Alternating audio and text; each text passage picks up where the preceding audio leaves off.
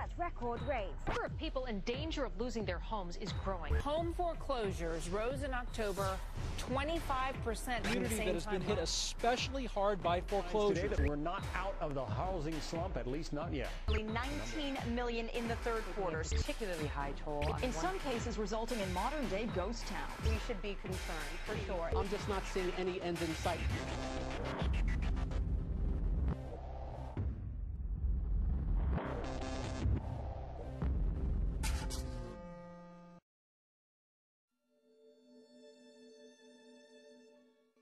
More than 30% compared to the same time last year. Mortgage applications fell almost 10% last week.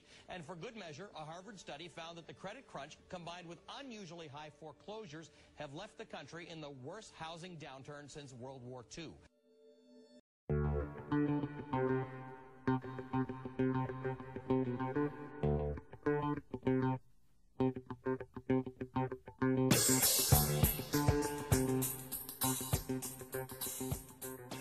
And the big question I have for you, are you sick and tired of doing twice the work on a short sale for half the commission? I mean, are you ready? Are you seriously ready to start getting paid for all that hard work you put in? I mean, for calling the lenders and gathering the documents and putting the package together and calling that lender 40 times and negotiating the price and having to escalate the file to get it approved at the buyer price. And truly, I feel it's probably 8 times more work than a normal listing. We were really disappointed with these type of emails.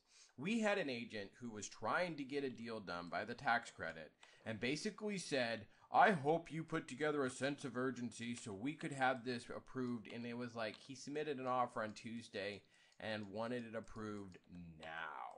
And since you're the listing agent, make it happen. And it's one of those things is where you know if you've done short sales for any matter of time is you can convey a sense of urgency, you can get on your desk and jump up and down, but the lender doesn't care. And what happens when buyer's agents potentially don't understand the ins and outs of short sales, they want to think, the lenders are logical. They think from a normal sense of view, and they don't. There's so many conflicting issues with a short sale that it's hard to sometimes see the forest through the trees by the short sales. And I wanted to just, let's think back on what kills short sales. Well, in our opinion, is when those impatient buyers walk away. And then the home has the risk of turning into a bank-owned property.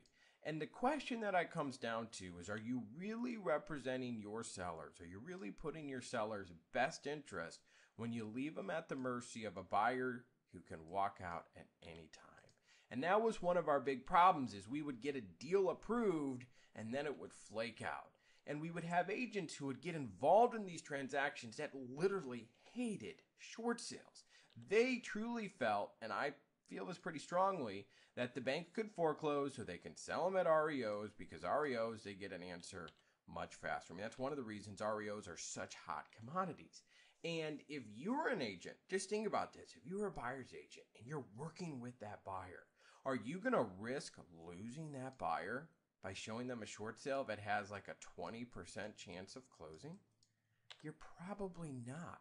So you're getting these problems and you're getting these buyer's agents that are trying to kill the deal. And they're telling their buyers, hey, walk.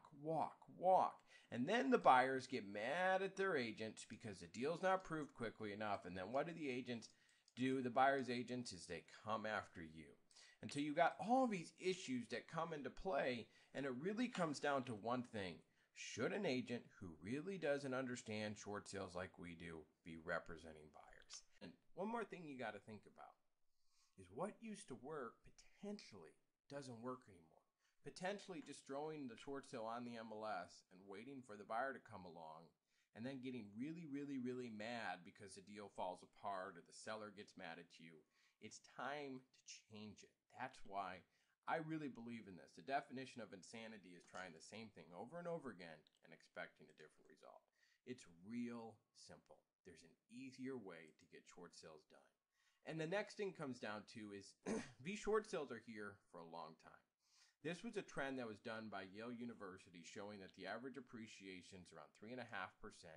And if you look at this appreciation line, we are in for a party. The market is not at the bottom. With the tax credit disappearing, we could easily see an additional 25% drop because we're still way off that standard 3.5% appreciation line.